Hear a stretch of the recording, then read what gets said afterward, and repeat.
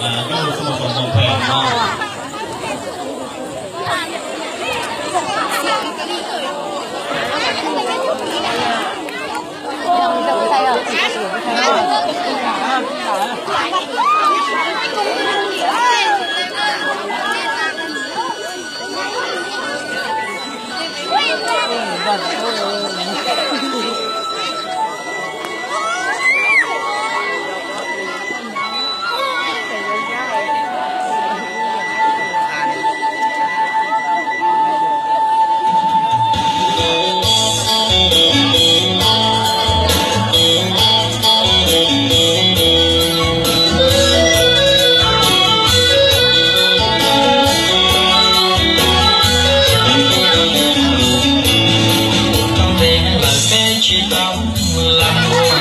mình không muốn là linh lòng cho cô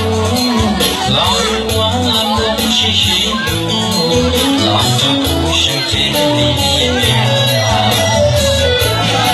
tao để lời bên chỉ tao xin chuyện chỉ thầu như làm muốn nhà đi kia nung nào có làm muốn đua chia chỉ nhà đi kia để xin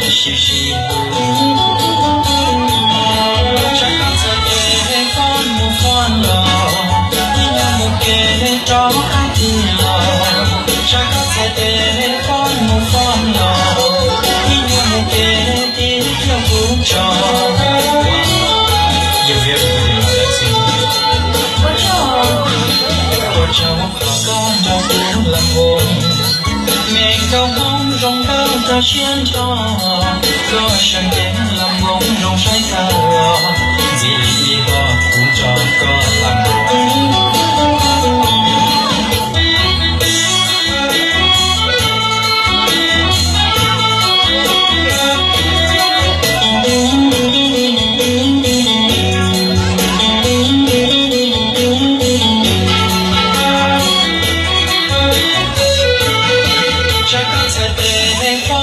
con lò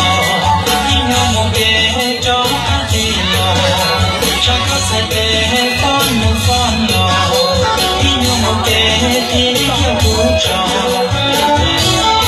nhiều việc là xin cô cháu